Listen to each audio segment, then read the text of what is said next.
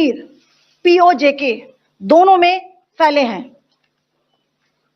Operation Sindoor was launched by Indian Armed Forces to deliver justice to the victims of Pahalgam terror attack and their families. 9 terrorist camps were targeted and successfully destroyed.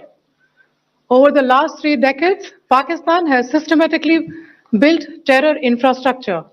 It is a complex web of recruitment and indoctrination centers, training areas for initial and refresher courses, and launch pads for handlers. These camps are located both in Pakistan as well as Pakistan-occupied Jammu and Kashmir areas. Some of the well-known training camps are located, as you can see on the screen. They are distributed from Savai Nala in the north, counting to approximately 21, ending at Bhagalpur to the south. इन लक्ष्यों का चयन विश्वसनीय intelligence सूचनाओं के आधार पर हुआ ताकि आतंक गतिविधियों की रीढ़ तोड़ी जा सके और यह खास ध्यान दिया गया कि निर्दोष नागरिकों और सिविलियन इंस्टॉलेशन को नुकसान न पहुंचे। The selection of these targets for Operation Sindoor was based on credible intelligence inputs and role of these facilities in perpetrating the terror activities. The locations were so selected to avoid damage to civilian infrastructures and loss of any civilian lives. This was done with due diligence, and the camps selected for targeting and their engagement will now be shown to you one by one. POJK के target मैं आपको बताना चाहूंगी। सबसे पहले सवाई नाला camp Muzaffarabad, जो कि POJK के लाइन ऑफ कंट्रोल से 30 किलोमीटर दूर है। यह एक लश्कर तौयबा का ट्रेनिंग सेंटर था। 20 अक्टूबर 2024 सोनमर्ग, 24 अक्टूबर 24 गुलमर्ग, 22 अप्रैल 2025 पहलगाम, इन हमलों के आतंकियों ने यहीं से प्रशिक्षण लिया था। सैयदना बिलाल कैंप मुजफ्फराबाद, यह एक जैश ए मोहम्मद का स्टेजिंग एरिया है। यह हथियार विस्फोटक और जंगल सर्वाइवल ट्रेनिंग का केंद्र भी था। गुलपुर कैंप कोटली, यह LOC से 30 किलोमीटर दूर था। लश्कर तौयबा का बेस था जो रजौरी पुंछ में सक्रिय था। 20 अप्रैल 2023 को पुंछ में और 9 जून 2024 को तीर्थ यात्रियों के बस हमले में यहीं से आतंकी को ट्रेन किया गया था।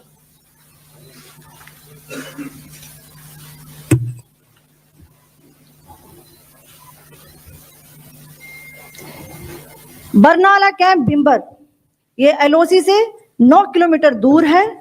यहां पर हथियार हैंडलिंग, IED व जंगल सर्वाइवल का प्रशिक्षण केंद्र था। अब्बास कैंप कोटली,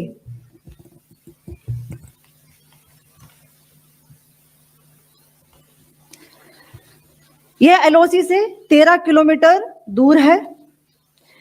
लश्कर तौयबा का फिदाइन यहां तैयार होता था।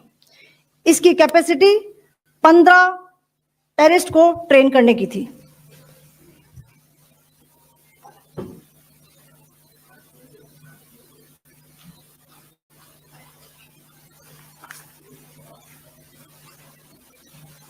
अब मैं पाकिस्तान के अंदर के टारगेट से अवगत कराना चाहूंगी। पहला, सर्जल कैंप सियालकोट, यह अंतरराष्ट्रीय सीमा से 6 किलोमीटर की दूरी पर है, सांबा कठवा के सामने।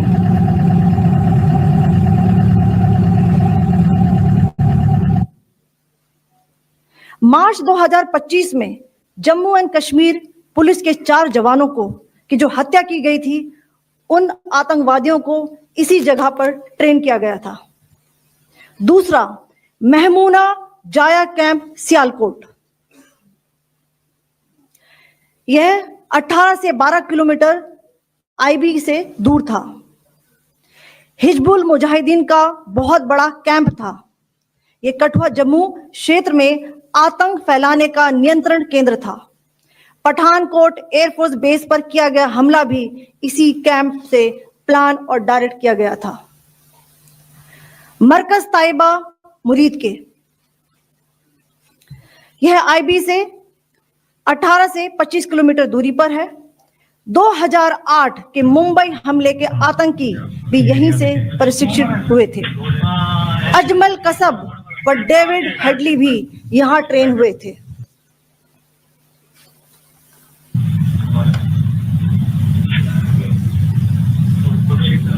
आगे दूसरा आया।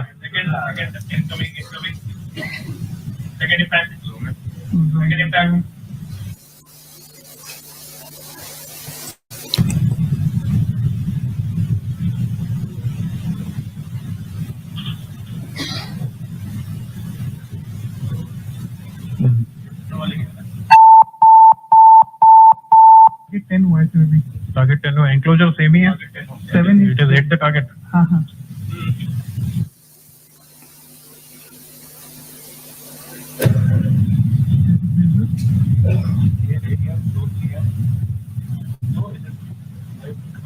तीसरा आ गया सर।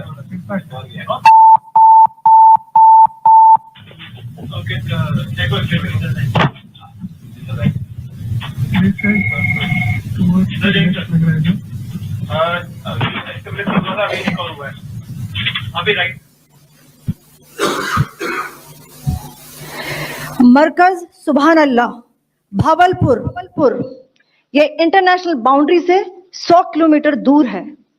जैश ए मोहम्मद का मुख्यालय था। यहां पर रिक्रूटमेंट, ट्रेनिंग व इंडोक्ट्रिनेशन का केंद्र भी था। शीर्ष आतंकी अक्सर यहां आते थे।